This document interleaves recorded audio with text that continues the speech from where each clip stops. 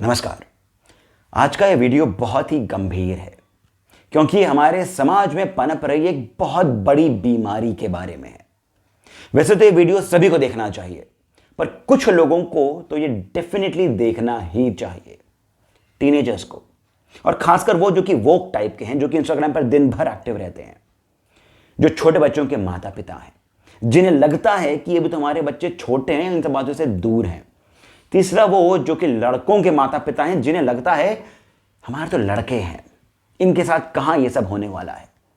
चौथा वो जो कि मीडिया में है, एजुकेशनिस्ट हैं, गवर्नमेंट में हैं, लॉ मेकर्स हैं, क्योंकि आप ही हैं जो कि समाज को इन्फ्लुएंस करते हैं, इसे एक दिशा देते हैं। और पांचवा और मुख्य, जो लड़कियों के माता पिता हैं। और ये बात मैं इसलिए कह रहा हूं क्योंकि हमारे समाज में इन बातों को लेकर के डिस्कशन अभी भी नहीं हो रहा है, क्योंकि इन बातों को सुनना और उससे ज्यादा समझना बहुत ही आवश्यक है। क्योंकि मीडिया का जो क्रिंज लेवल है वो टॉप फ्लोर पर पहुंच गया है और इंटेलेक्चुअल्स का रसातल में, क्योंकि श्रद्धा की हत्या कर दी गई है और उसके मारने वाला आफताब है। पूरी दुनिया को इस केस की खबर मिल चुकी है, पर फिर भी हम इसके बारे में और अधिक जानना चाहते हैं। मीडिया इसे दिन भर अपने चैनल्स पर अलग अलग खबरों के साथ चला रहा है। प्राइमा फेसी ये केस लव जिहाद का लग रहा है। मीडिया एक ओर आफताब के द्वारा किया गया इतना भयंकर जो कांड है, इसके बारे में फोकस कर रही है कि आफताब ने कब किया, कैसे किया, क्यों किया इत्यादि। वहीं पर ही ट्विटर पर कुछ अलग देखने को मिला। ट्विटर पे बहुत से लोगों की, जो कि एक ओपन प्लेटफॉर्म है जहां पर आप अपने मन की बात कह सकते हैं, वहां पर अधिकतर लोगों को, बहुत से लोगों को ऐसा लग रहा है कि इसमें श्रद्धा की भी गलती है। वो पढ़ी लिखी थी, 25 साल की थी, नौकरी पेशा थी, वोक टाइप की थी, फिर ऐसा कैसे कि उसने आफताब के द्वारा दी गई सभी प्रकार के टॉर्चर्स को सहन कर लिया और उसके साथ ही रही अपने अंतिम समय तक। जहां पर ये सभी बातें इंपॉर्टेंट है, इसके बारे में बात होनी चाहिए और इसके बारे में और अधिक जांच पड़ताल होनी चाहिए। दो बातें ऐसी हैं जो अभी भी डिस्कशन में नहीं आ रही हैं, जो कि केवल इस केस का ही नहीं, इसके पहले हुए सभी केसेस का और आगे आने वाले और भी अधिक जो भी केसेस आएंगे उनका आधार है। पहला, आफताब का परिवार कहां है? यह आसमान से तो नहीं टपका है। इसके माता पिता अवश्य होंगे, रिश्तेदार अवश्य होंगे। क्यों कोई भी मीडिया इन्हें कवर नहीं कर रहा है? क्यों ये लोग सामने आकर के इसे डिसोन नहीं कर रहे हैं? क्योंकि मीडिया में श्रद्धा के परिवार के बारे में तो बात हो रही है। किस प्रकार श्रद्धा का अपने पिता के साथ में रिश्ता था, कैसे वो रिश्ता टूट गया था, इसके बारे में बात हो रही है, पर आफताब के परिवार के बारे में बात नहीं हो रही है। पर चूंकि ये एक बहुत ही गंभीर विषय है और हम लोग डेप्थ में जाकर बात कर रहे हैं, ये जानना बहुत आवश्यक है कि परिवार जो होता है, जो माता पिता का, बाकी के रिश्तेदारों का जो उठना बैठना होता है, रहन सहन होता है, शिक्षा दीक्षा होती है, वो किसी भी बच्चे के लिए बहुत आवश्यक होती है। उसके बड़े होकर के करे गए सभी कार्यों में ये बचपन की शिक्षा दीक्षाएं बहुत काम करती हैं। किसी भी परिवार का उठना बैठना, खाना पीना, सोचना, कहाँ जाते हो घूमने, किस तरह की बातें करते हो घर पे, किस बात को लेकर के घर में लड़ाइयाँ होती हैं, ये सभी तय करता है कि आपका बच्चा आफताब होगा या फिर कोई और ये मैं इसलिए भी कर रहा हूं क्योंकि जो सेकंड पार्ट है इस वीडियो का, जो दूसरा मुद्दा था, वो इससे रिलेटेड है। जो दूसरा मुद्दा है वो ये कि कौन से ऐसे तरीके हैं जिससे एक और श्रद्धा फिर से ना हो। तो आज मैं आपको 5 ऐसे सूत्रों के बारे में बताऊंगा जिन्हें यदि आप फॉलो करेंगे तो बहुत अधिक चांस है कि आपके घर में कोई और श्रद्धा नहीं होगी। इस पहले पॉइंट को समझने के लिए हमें गहराई में उतरना होगा, डेप्थ में जाकर के हमें कोर को पकड़ना होगा, बेसिक्स को पकड़ना होगा। हमें जो ये बताया जाता है ना कि हमारा समाज जो है ये 4 स्तंभों पर टिका हुआ है, 4 pillars of democracy, legislature, judiciary, executive and media. यही अपने आप में सरासर झूठ है, गलत है। लेजिस्लेचर जो कि बदलता रहता है, यहां पर कॉन्स्टिट्यूशन में बहुत सारे चेंजेस आते रहते हैं।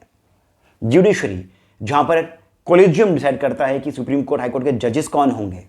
एग्जीक्यूटिव जिसके ऊपर मिनिस्टर्स ही बैठे होते हैं। और मीडिया की तो बात ही क्या करें। ये किसी भी डेमोक्रेसी के पिलर्स हो सकते हैं जो खुद बदलते रहें, जिनमें खुद में मोरालिटी नहीं है। ये किसी भी समाज के स्तंभ हो सकते हैं। किसी भी सभ्य समाज का एक ही पिलर होता है, एक ही स्तंभ होता है, और वही अपने आप इतना बड़ा होता है कि पूरे समाज को साथ में लेकर चलता है, उसके उत्थान का कारण बनता है, और वो है परिवार। जी हां, परिवार।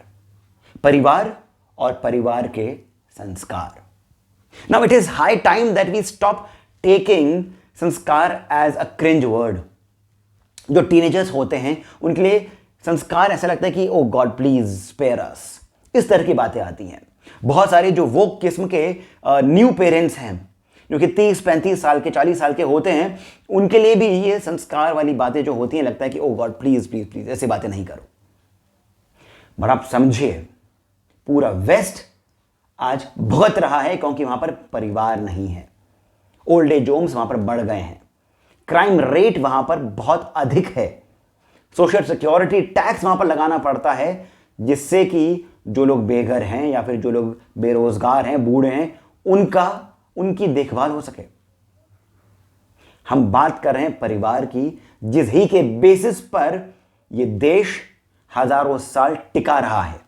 माता पिता अपने बच्चों के साथ में क्या बातें करते हैं, कौन सी फिल्में देखते हैं, कौन से शोज देखते हैं, किन गानों पर डांस करते हैं, किन बातों को लेकर के परिवार में लड़ाइयां होती हैं, किन बातों को सेलिब्रेट किया जाता है और किस प्रकार सेलिब्रेट किया जाता है, ये सभी बातें आपका और आपके बच्चों के भविष्य को तय करती हैं।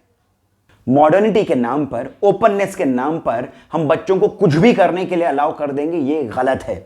ये परिवार की जिम्मेदारी है इस बात का ध्यान रखना कि बच्चों के दिमाग में क्या जा रहा है, बच्चे क्या देख रहे हैं, क्या सुन रहे हैं, क्या बोल रहे हैं, और ऊपर से क्या फील कर रहे हैं और किस प्रकार से फील कर रहे हैं।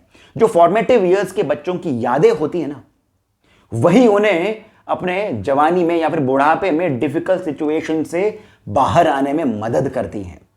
पूरा वेस्ट इस बात को अब समझ रहा है क्योंकि वो भुगत चुके हैं और अभी भी और अधिक भुगत रहे हैं। पर हमारा जो देश है और हमारे देश के जो न्यू पेरेंट्स हैं, जो वोक पेरेंट्स हैं, जो नए बच्चे हैं, वोक बच्चे हैं, इनके अंदर एक अजीब सी बेवकूफी पनप रही है।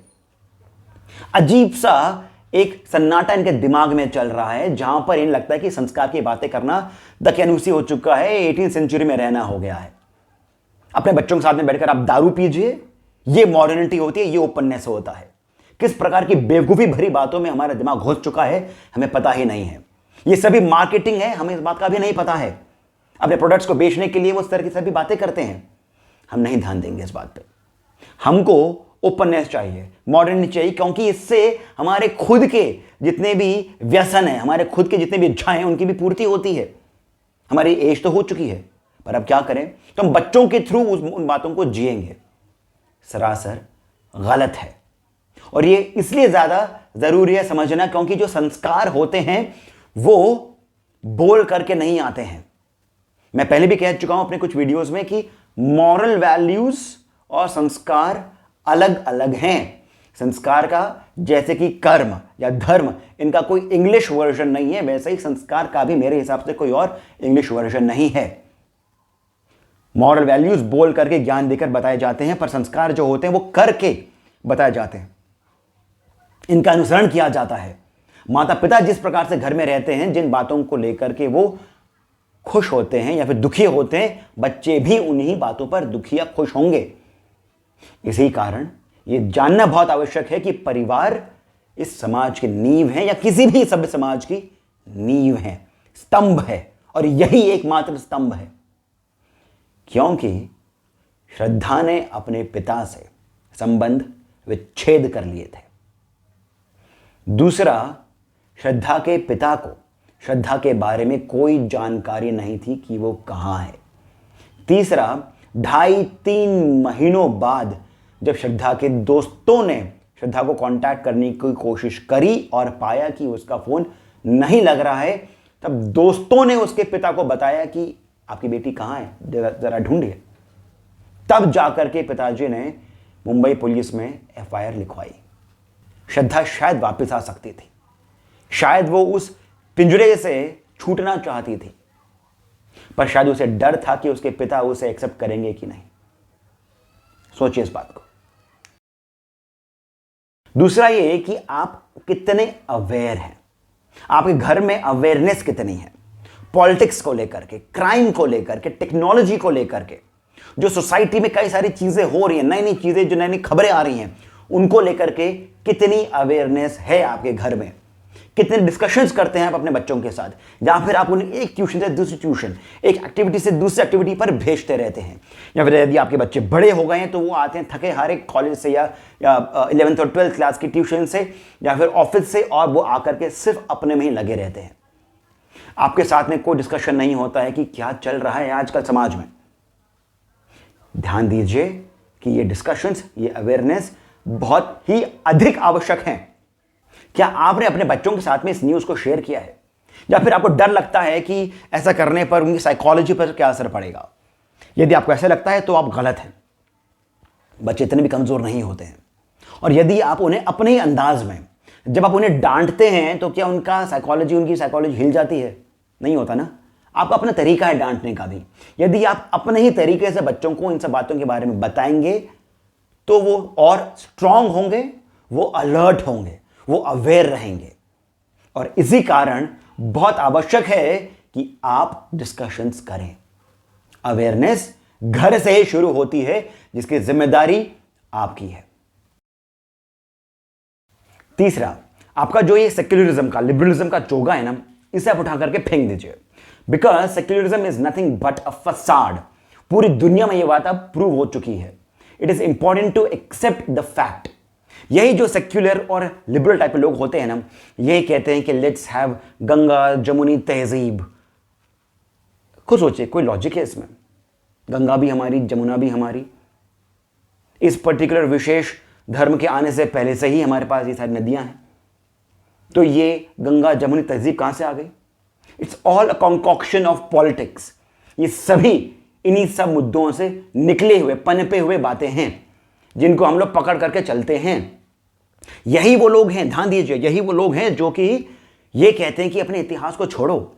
Y to talk about history, why to talk about the past? जो बीत गया सो हो गया। ये देखो कि आपका फ्यूचर कैसा हो। Let's talk about the future, let's talk about the 21st century. What can we create for our kids? What can we create for our future generations? इस तरह की बातें करी जाती हैं। और यही पर मैं बार बार कहता हूं कि आपका जो इतिहास है ना, वो ऐसा नहीं कि वो बीत गया तो वो हो गया है। आपका इतिहास आपके साथ चल रहा है आज भी। आप अभी भी अपने लिए, खुद के लिए इतिहास क्रिएट कर रहे हैं, और वो जो इतिहास था वो आपका आज भी उतना ही रेलिवेंट है। सोचिए, यदि पृथ्वीराज चौहान के साथ में जो हुआ, वो उसके बारे में यदि महाराणा प्रताप की माता उनको कहती कि अरे Pratap, forget about all those things, वो तो 500 साल पहले हुआ था, लेट्स टॉक अबाउट टुडे, तो क्या होता इतिहास? यदि जीजा माता शिवाजी को ये कहती हैं कि अरे forget about the past, let's create a new future, ठीक है, let's talk about the 17th century, तो क्या होता हमारा इतिहास, हमारा आज? ध्यान दीजिए, बहुत जरूरी है कि हम इन बातों को, जिनको लेकर के आज के डेट में बड़ा कूल समझा जाता है, all these things are nothing but a sign of you being a fool. हमारा धर्म, हमारी संस्कृति, हमारे संस्कार, यही सनातन है और यही हजारों सालों से चलते हुए ही आ रहे हैं। पूरी दुनिया को इन्हीं ने ही पकड़ करके संभाला है, और अब भी पूरी दुनिया इन्हीं का लोहा मान रही है। पर हम ही हैं ऐसे मूर्ख जो कि इसे बोलते हैं, oh God, let's not talk about it. चौथा, और ये एक ऐसा पॉइंट है जो कि संवेदनशील है, गंभीर है, साथ ही साथ ये लड़कियों के लिए खासकर है। जो मैंने देखा है, मेरे एक्सपीरियंस में जो आता है वो ये कि माता पिता लड़कियों के लिए बातों बातों में अपने विचारों के थ्रू वो ये एक कुशन क्रिएट करते हैं कि आपके पास में दो ऑप्शंस रहेंगे। आप पढ़ लिख लीजिए, आप नौकरी कर लीजिए, बहुत अच्छी बात है। We are open minded, we'll allow you to go anywhere. किसी भी कंट्री में चले जाइए, किसी भी शहर में जाकर के आप अकेले रहिए, कोई दिक्कत नहीं है। पर यदि आपको वो नहीं करना हो तो आपके पास में दूसरा ऑप्शन है, शादी कर लीजिए और शादी करके आप अपने पति के साथ में रहिए, उनकी आप हेल्प करिए। It is high time we stop giving them choices. ये भी एक वेस्टर्न कॉन्सेप्ट है, समझिए इस बात को। गांवों के अंदर पति के साथ उसकी पत्नी भी खेत में जाती है, दिन भर वो भी हल जोतती है। ऐसा नहीं है कि वो अपने घर में पड़ी रहती है, हस्बैंड जा रहा है, दिन भर वही खेती करके आ रहा है और जो लड़की है वो आई एम हाउस वाइफ ऐसा कहती है। यानी कि जो हमारे गांव हैं, जो सदियों से हमारे गांव में होता आ रहा है, वो कितना मॉडर्न है और जो हम लोग अपने शहरों में कर रहे हैं वो कितना दकियानूसी है। ये वही विचार है जहां पर जो डार्क एजेस था यूरोप का, जहां पर महिलाओं को रोका जाता था एक पर्टिकुलर पिंजरे के अंदर, कैसे कपड़े पहनने हैं, क्या सोच रखनी है, कहां रहना है, उसी तरह की बातें मॉडर्न तरीके से नए प्रेजेंटेशन के साथ में आती हैं। Let us stop giving them choices. लड़कियों को पढ़ना होगा, मेहनत करनी होगी, नौकरी करनी होगी, अपने दम पर खड़ा होना होगा, फाइनेंशियली इंडिपेंडेंट होना होगा। जब तक हम लड़कियों को ये बातें नहीं बताएंगे कि आपके पास में ऑप्शन नहीं है, marriage is not an option for you, it is something जो कि आप करेंगी बाद में, पर वो आपके लिए एक ऑप्शन नहीं है। फाइनेंशियली आप इंडिपेंडेंट रहिए। शादी के बाद आपको जिस तरह से रहना है आप रह सकती हैं। शादी के बाद आपको नौकरी छोड़नी है, बच्चों पर ध्यान देना है, आप वो करिए, पर वो भी तब आप अच्छे से कर पाएंगे जब आप अपने खुद के लिए कॉन्फिडेंट रहेंगी। ये बहुत जरूरी है कि वो अपने ऊपर कॉन्फिडेंस रखें और ये कॉन्फिडेंस आपको मिलेगा जब आप उन्हें चॉइस देना छोड़ करके एक पर्टिकुलर गोल देना शुरू करेंगे। ये मैंने देखा है कि लड़कियों को माता पिता गोल्स नहीं देते हैं, स्वच्छंद रहती हैं, बहुत अच्छी बात है, पर फिर तभी ये दिमाग में सब आते आ जाती हैं, खासकर टीनेज में, जहां पर आपको कोई भी अरे गहरा पसंद आ सकता है, उसकी कुछ भी एक बात से आप इन्फैचुएट हो सकते हैं। ये बातें तभी आती है जब दिमाग खाली होता है। जब आप उन्हें गोल देंगे, एक पर्टिकुलर लक्ष्य देंगे, वो लक्ष्य कितना भी फ्लिम्सी हो कि तुमको एमबीए करना है, कि तुम्हें नौकरी करनी है, कि तुम्हें इतनी अच्छी नौकरी करनी है, at least you are keeping them occupied in a certain direction जो कि उन्हें नहीं ले डूबेगा, बल्कि यही बात उन्हें उठाएगी। अब बात यहां पर यह भी आती है कि जो श्रद्धा है वो भी तो नौकरी पेशा थी, बात भी सही है, पर यहां पर बाकी के मुद्दे भी तो इंपॉर्टेंट हैं, परिवार वाली बात भी तो यहां पर बहुत इंपॉर्टेंट हो जाती है। तो ध्यान रखिए, अपने लड़कियों को आप समाज का एक अभिन्न अंग ही नहीं, एक बहुत ही महत्वपूर्ण पिलर बताइए, मानिए और उनको भी ये मानने के लिए आप प्रेरित करिए। लड़कियां केवल स्तंभ नहीं है, वो नींव भी हैं। ये बात आपको खुद को समझनी होगी और लड़कियों को भी ये वाली बात स्वयं के बारे में अनुभव करनी होगी। पांचवा और बहुत ही इंपॉर्टेंट पॉइंट, आप एक टेस्ट करके देखिए अपने घर में। वो टेस्ट ये होगा कि आप अपने बच्चों से पूछिए, खासकर जो 10 साल के हों, 11 साल के हों, या फिर वो जो टीनेजर्स हों, यानी जब उनमें खुद में इंडिपेंडेंट थिंकिंग आ जाती है। आप ये टेस्ट करिए, आप उनसे पूछिए कि आपका रोल मॉडल कौन है, या फिर आप उनसे ये पूछिए कि वो किसकी तरह बनना चाहती हैं। पहली बात तो ये। दूसरा ये, आप उनसे पूछिए कि क्या उन्हें रानी दुर्गावती के बारे में पता है, क्या उन्हें रानी अबक्का चौटा के बारे में पता है, रानी अहिल्याबाई के बारे में पता है, ताराबाई के बारे में पता है। और फिर उनसे पूछिए कि उन्हें आलिया भट्ट के बारे में कितना पता है, दीपिका पादुकोण का हस्बैंड कौन है। ध्यान रखिए, यदि ये जो आंसर है, इसका आंसर आपको पता चल ही जाएगा और इसके आंसर से आप खुद ही कई सारा एनालिसिस निकाल सकते हैं, पर ये आपके लिए वार्निंग साइन होगा। वो इसलिए होगा क्योंकि इस एज के अंदर बहुत ऑब्वियस सी बात है कि आपको फिल्म एक्टर एक्ट्रेसेस पसंद आ सकते हैं, आप उनकी तरह अपने आप को दिखाना चाहती हैं, बहुत अच्छी बात है, पर उनकी तरह बनना ये गलत है। इसको रोकना चाहिए, बिल्कुल रोकना चाहिए, बिना ये सोचे कि अरे ये तो we are being very tough parents, हम पाबंदी लगा रहे हैं। सॉरी, जरूरी है लगाना। इस एज में जहां पर इंटरनेट इतना अवेलेबल है सभी के लिए, जहां पर अपने बच्चों को हम अलाउ करते हैं मोबाइल फोन यूज करने के लिए, इस एज में जहां पर सोशल मीडिया पर एक और रणवीर सिंह के न्यूड फोटोग्राफ्स आते हैं, तो वहीं दूसरी ओर वीरांगनाओं के बारे में भी पोस्ट्स आते हैं। तो ऐसा नहीं है कि यदि आपका बच्चा 10-11 साल का है या फिर 12-13 साल का है तो उसे नहीं पता हो सकता है कि रानी दुर्गावती कौन है, रानी ताराबाई कौन थी। यदि उसे यह पता है कि रणवीर सिंह के न्यूड फोटोग्राफ्स आए थे तो उतना ही इक्वल चांस है कि उसे यह भी पता होना चाहिए था। और यहीं पर आपके लिए वार्निंग साइन होगा। It is important that you start discussing these things. अपने इतिहास के बारे में अपने बच्चों को बताना शुरू करिए, ऐसी वीरांगनाओं के बारे में बताना उन्हें शुरू करिए। फिर देखिए कमाल। उन्हें केवल अपनी संस्कृति पर ही नहीं, उन्हें आप पर भी गर्व होगा, और उतना ही गर्व उन्हें अपने आप पर भी होगा। It is important that we start bringing a revolution, we start bringing a change. और ये चेंज घर से ही आएगा, ये परिवार से ही आएगा, क्योंकि जैसे मैं पहले भी कह चुका हूं, परिवार जो है वही समाज की नींव है।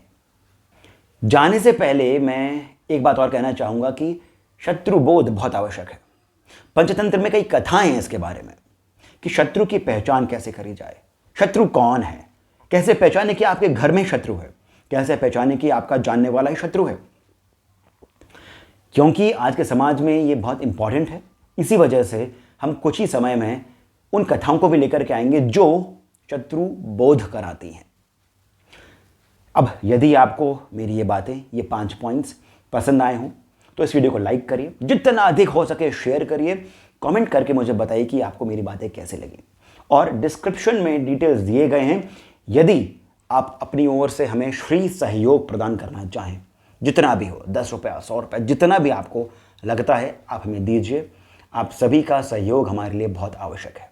इसी के साथ मैं सिद्धार्थ आपसे जाने की अनुमति लेता हूँ। धन्यवाद।